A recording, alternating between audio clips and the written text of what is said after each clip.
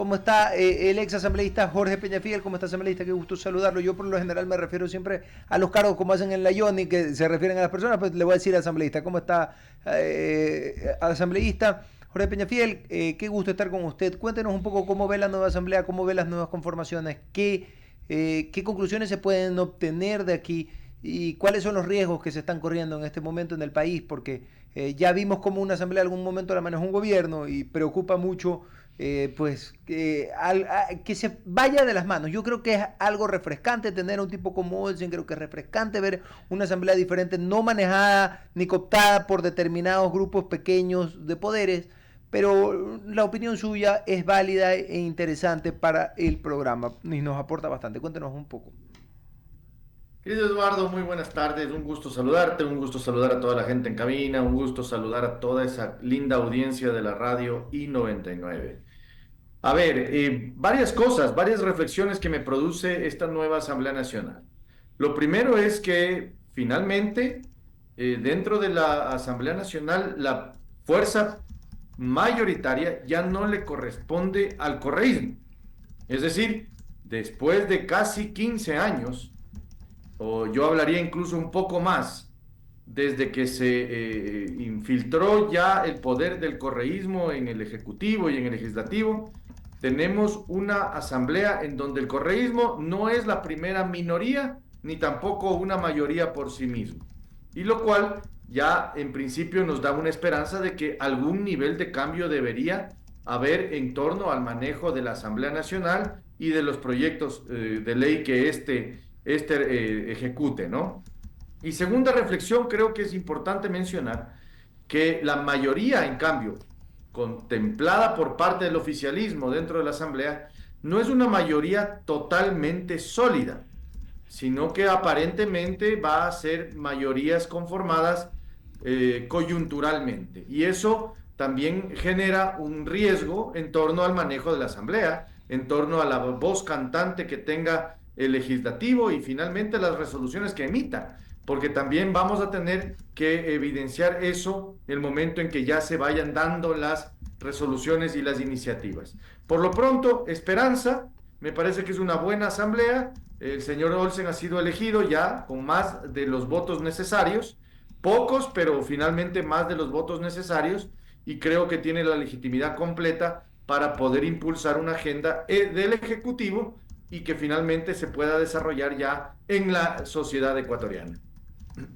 Perfecto. Ahora, doctor, quiero hacerle una consulta más y es respecto de la nueva reforma que se está planteando por parte del gobierno central, conforme y que se lo va a ver por parte de la Asamblea con el tema de la delincuencia y etcétera, etcétera, todo lo que se estaría planteando. Pregunto, ¿cree usted que en cierto sentido hay una violación a derechos humanos? ¿Podría existir algún tipo de violación a derechos humanos mediante esta reforma de ley que se quiere hacer?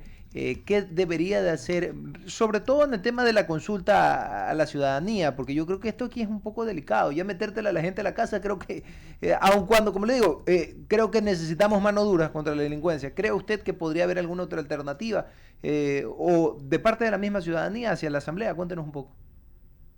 A ver, yo creo que el proyecto de ley presentado por parte del presidente de la República tiene una muy buena intención.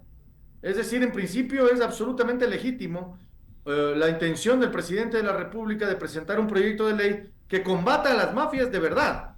Es decir, aquí sí se está atendiendo la necesidad de ir y sacarles del cogote a las bandas criminales de sus guaridas y también bloquearles lo más posible su economía criminal.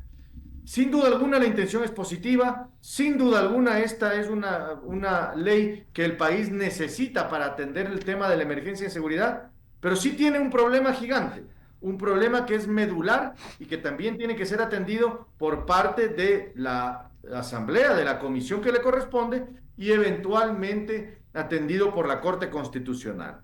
Este tema es la inconstitucionalidad de fondo que va llevando esta ley.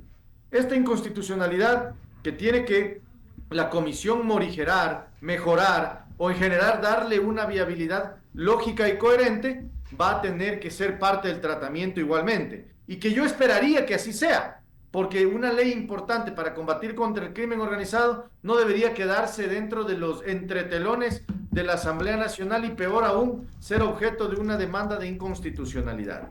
Esas inconstitucionalidades corresponden a la falta de debido proceso, la creación de un estado de excepción diferente al que consta en la Constitución, los procesos judiciales para juzgar a los delincuentes por un lado y a la policía y militares por otro lado, diferentes a los procesos que constan en nuestra ley. Es decir, hay varios elementos de inconstitucionalidad que tenemos que atender y que creo que la Comisión y el Pleno de la Asamblea Nacional debe atender para evitar que esto sea como decía mi abuelita, tirarle palos a la luna. Es decir, que sea algo que termine afectando a la lucha contra el crimen organizado en vez de ayudarle.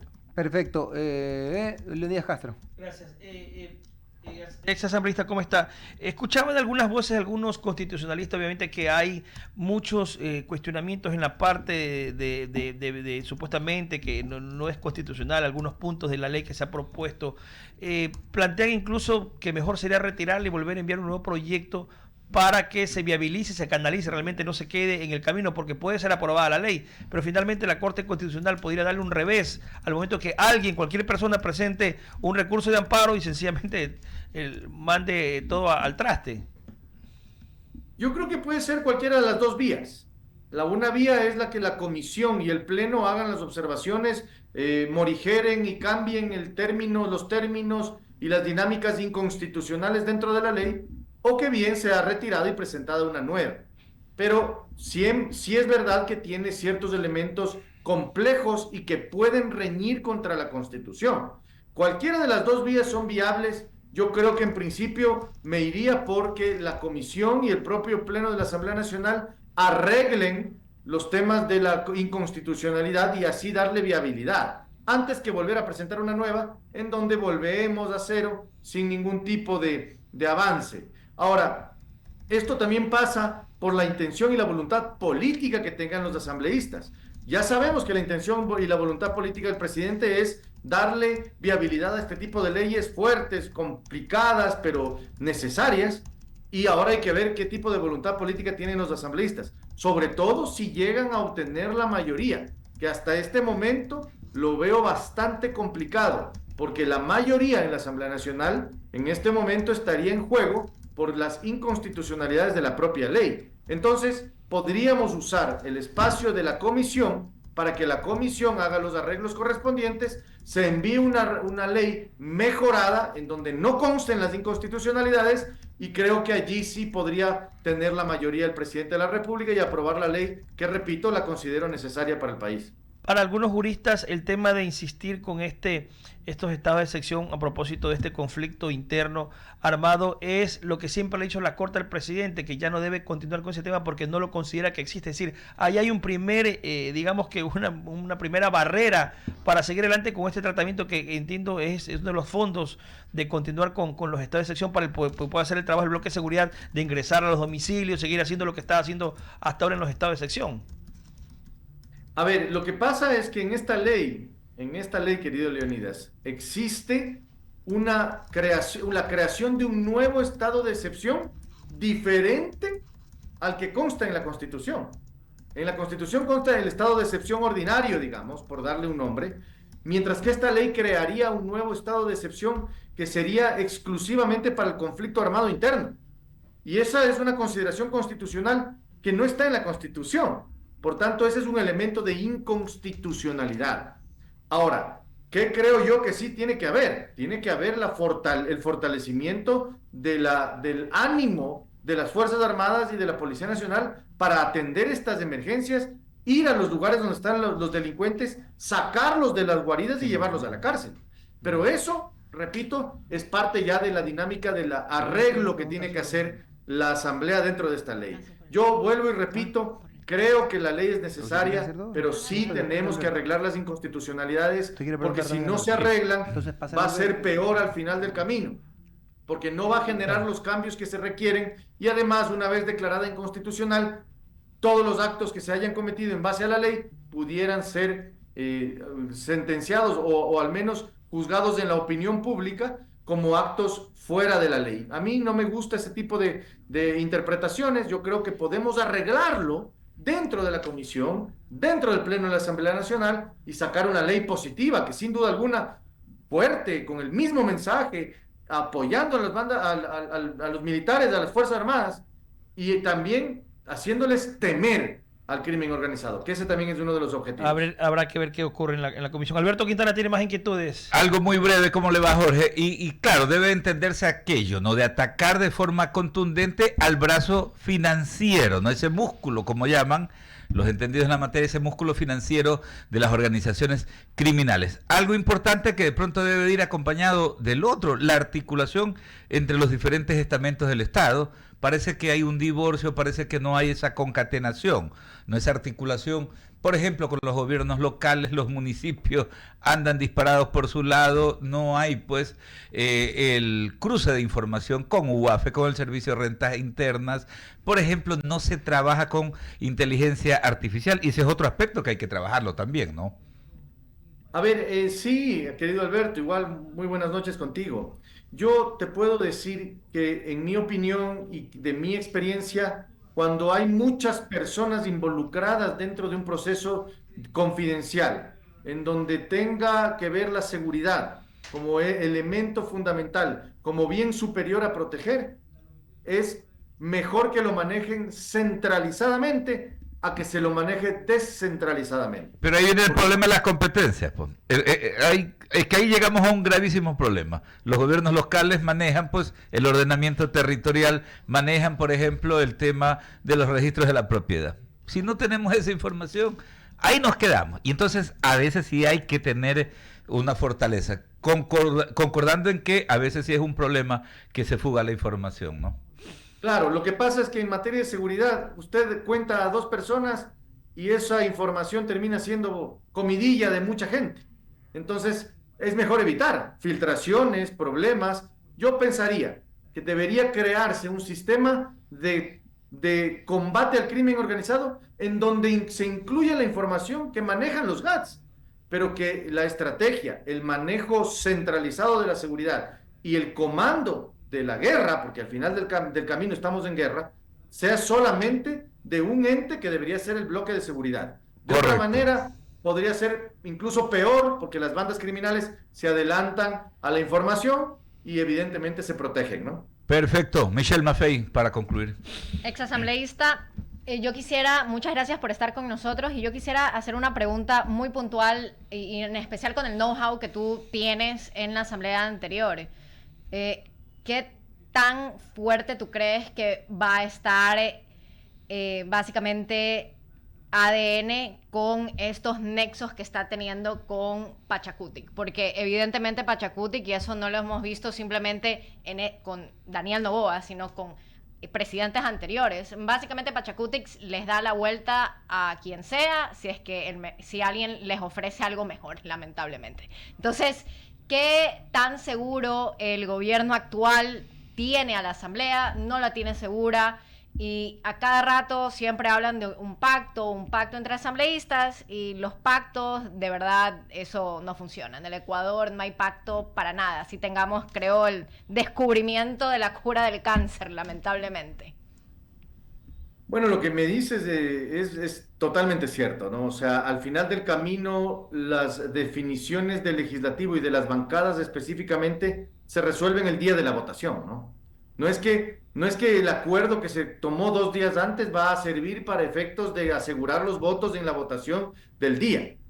Eso es un tema de estar allí permanentemente. La operación política del gobierno tiene que estar presente permanentemente en la Asamblea Nacional. No solamente por Pachacutic, sino en general por los asambleístas que conforman la mayoría que le dio la presidencia a Nils Olsen. Es decir, necesitas una guía y una dirección política en la Asamblea Nacional que venga desde el Ejecutivo directamente, porque así vas a poder consolidar las mayorías para aprobar los proyectos de ley y las iniciativas que tenga el presidente, y al mismo tiempo impedir que la otra parte te gane esos asambleístas. Porque ese es el know-how que uno tiene de la Asamblea Nacional, que nada está dicho hasta que está dicho. Entonces, Así es como yo lo manejaría si fuera el presidente de la República o su asesor. Yo le diría, presidente, tenemos que tener a alguien de planta sentado en la Asamblea Nacional a un telefonazo del Ejecutivo que pueda ejecutar, trabajar la agenda política del gobierno. Pachacutic tiene la imagen, tiene la reputación de ser cambiante, de un día estar allí, mañana estar en otro lado, de pactar individualmente y no como colectivo, etcétera. Por eso mismo es que es urgente y necesario tener esa persona dentro de la Asamblea Nacional que esté, como decimos popularmente, apapachando a los asambleístas, de tal manera que tengamos certeza de que las agendas del Ejecutivo van a ir prosperando poco a poco en el Legislativo. Ese es mi aprendizaje. Yo, si algún momento termino siendo parte del Ejecutivo en algún gobierno, esa es la recomendación que yo haría, necesitar alguien permanentemente dentro de la Asamblea Nacional para que no se pierdan los votos que ya tenemos y seguir ganando más de los que no tenemos. Y evidentemente ejecutar esa agenda tan necesaria para el país y en este caso la seguridad. Muchísimas gracias, Jorge. Oiga, ahí tendríamos, oiga Jorge, para cerrar, ahí tendríamos que revivirlo pues a don Assac Bucarán el Malín, ¿no? Cuando era líder de concentración de fuerzas populares en 1979, cuando regresábamos a la democracia y se instauraba, ahí era Cámara Nacional de Representantes, ¿no? Los encerraba con candado a los congresistas de CFP, el histórico partido. Fuerte abrazo, Jorge, que tenga una excelente noche. Y sabe que sí, no solamente con Assac Bucaram, que fue muy conocido, sino con lo mal denominado partidocracia en los 90s y en los inicios del 2000, cuando también habían esos telefonazos, en ese tiempo habían teléfonos celulares muy grandes, y se les veía a los asambleístas recibir llamadas inmediatas del Ejecutivo, a veces incluso del propio presidente de la República.